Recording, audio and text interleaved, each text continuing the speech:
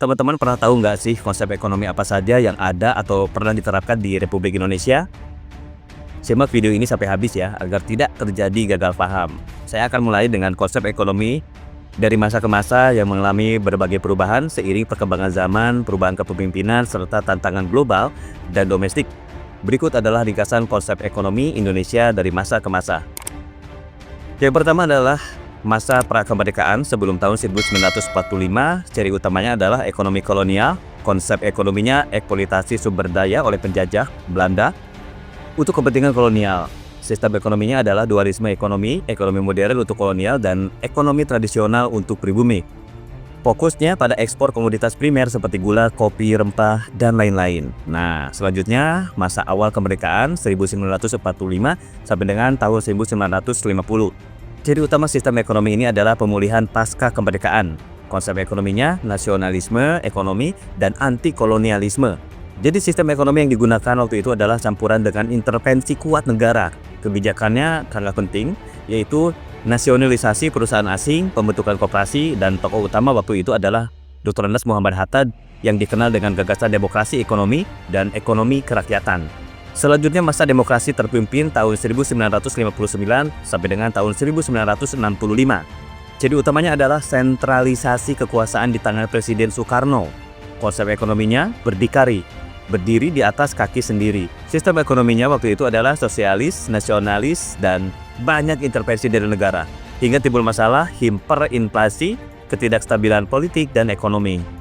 Nah, selanjutnya masa Orde Baru tahun 1966 sampai dengan tahun 1998. Ciri utamanya adalah stabilitas dan pertumbuhan ekonomi dengan konsep ekonomi pembangunan dengan orientasi pasar. Sistem ekonomi kapitalisme yang dikendalikan negara. Kebijakannya penting, Rapelita, rencana pembangunan 5 tahun, industrialisasi swasembada pangan, dan selanjutnya masa reformasi tahun 1998 sampai dengan sekarang. Ciri utamanya adalah demokratisasi, desentralisasi, dan globalisasi. Nah, konsep ekonomi ini liberalisasi ekonomi pasar bebas, good governance. Kebijakannya penting, otonomi daerah, reformasi pajak, reformasi sektor keuangan. Banyak tantangannya nih. Satunya ketimpangan sosial ekonomi tetap masih ada, ketahanan pangan dan energi, transformasi digital masih juga harus dioptimalkan. Sehingga pada era Pak Jokowi tahun 2014 sampai dengan sekarang, ciri utama ekonominya adalah pembangunan infrastruktur dan ekonomi digital. Konsep ekonomi yang dikukuhkan adalah ekonomi maritim, ekonomi inklusif, hilirisasi industri, dan ekonomi hijau. Fokusnya pada pemerintahan Pak Jokowi, pemerataan pembangunan, investasi, UMKM, transisi energi bersih. Kebijakannya penting. Yang pertama, Omnibus Law, IKN atau Ibu Kota Negara, dan digitalisasi ekonomi, serta hilirisasi nikel.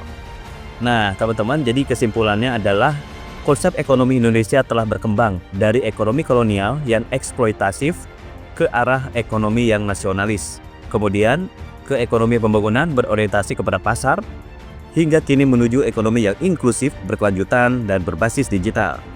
Jika teman-teman ingin penjelasan lebih rinci untuk salah satu masa atau tokoh tertentu, kita akan ketemu di dalam seminar yang akan diadakan tiap bulan.